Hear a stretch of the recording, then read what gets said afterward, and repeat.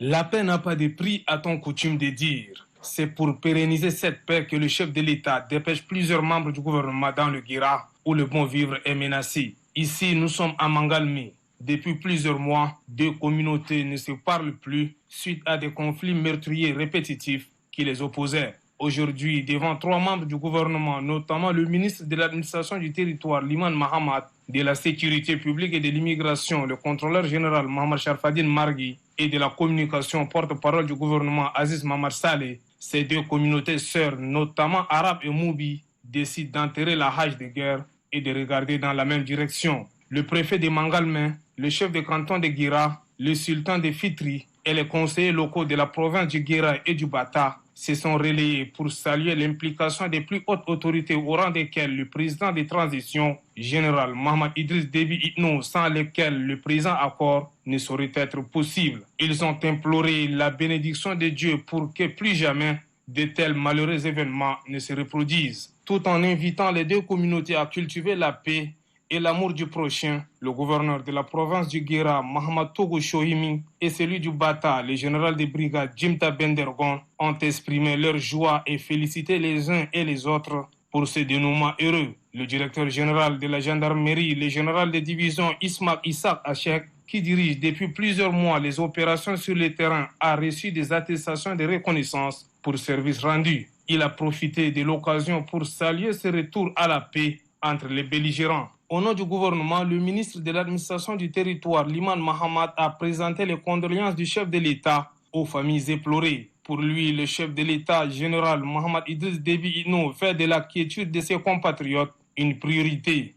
À cette occasion, le président de la transition, tout en implorant donc le bon Dieu, vous a demandé de pouvoir œuvrer pour l'amour du prochain, de tolérer et de garder espoir quant à la résolution de ce conflit par les voies légales.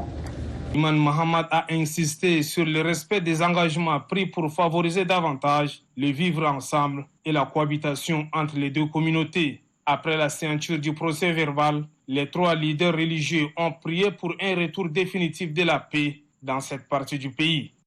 Ici à Mangalmé, et près de 8 mois après, il y a cet accord de conciliation avec également un certain nombre de règlements des différends qui a été établi. Et je pense que c'est un exemple parce que c'est d'abord des solutions locales à un problème local. Il y a bien évidemment l'intervention de l'administration, mais le mécanisme de règlement des conflits est la base de la paix au niveau de nos provinces. Et ces comités locaux ont pu, grâce à justement des propositions pour que les gens puissent se surpasser et trouver la paix. Il y a le renforcement du dispositif sécuritaire, il y a la sensibilisation qui va se faire pour que les gens qui vivent ensemble et qu'il n'y a pas en réalité une raison outre mesure que des incompréhensions qu'il faille lever. Et qu'il faille aussi vraiment réfléchir de façon plus large. Parce que la question du bétail, qui devient plus nombreux, la question de la densité des populations, qui fait qu'il y a moins en moins d'espace pour le pâturage, font que malheureusement il y a de plus en plus de conflits. Donc la solution est plus globale.